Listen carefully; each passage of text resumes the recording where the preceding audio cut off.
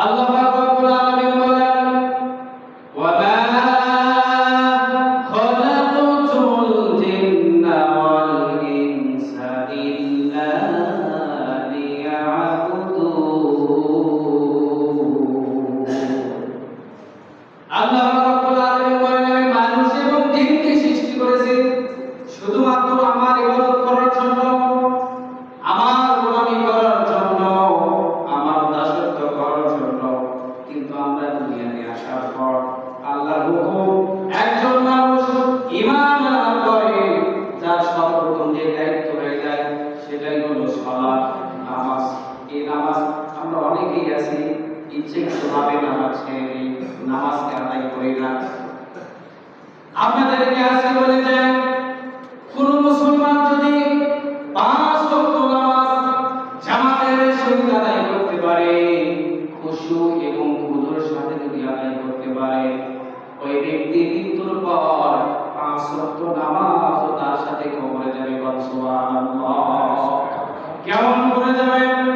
একজন মানুষ 5 ওয়াক্ত নামাজ পড়ে, খুশু এবং হুজুর সাথে আদায় করে, ওই ব্যক্তি মৃত্যু হয়ে যাওয়ার পর তার আত্মীয় স্বজন এলাকাবাসী যখন তাকে অন্ধকার কবরে ফিরে আসবে, অন্ধকার কবরে ফিরে আসার পর মুনকার নাকির সওয়াল জবাব করার জন্য তার কাছে যখন চলে যাবে, বলবে মান রাব্বুকা মান দীনুকা মান নাবিয়ুকা, সে এই 3টা প্রশ্নের উত্তর দিতে পারে।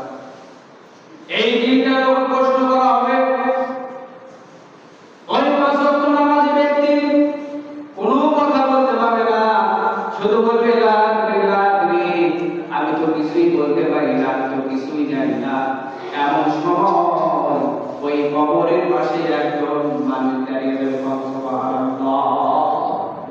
ওই ব্যক্তি দাঁড়িয়ে যাওয়ার পর বলবে, এর সওয়াল জবাব আমি দেব।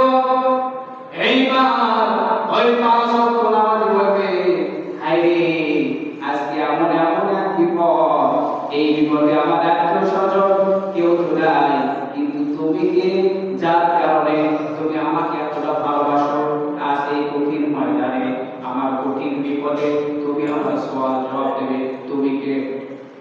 এইবার ওই ব্যক্তি বললে, আমি তোমার অতি কাছে, আমি তোমার সব সময় আমি তোমার কাছে ছিলাম। সে বলবে, আমি তো চিনি না, আমি তো তোমাকে চিনি না, কে তুমি? ওই সময় বলবে, আমি হলাম তোমার ফজরের নামাজ। আল্লাহু আকবার। ফজরের নামাজ অত্যন্ত একটি গুরুত্বপূর্ণ নামাজ। কোন মুসলমান যদি এশারের নামাজ জামাতের সহিত আদায় করার পর ফজরের নামাজ জামাতের সহিত আদায় করে, সারা রাত ইবাদত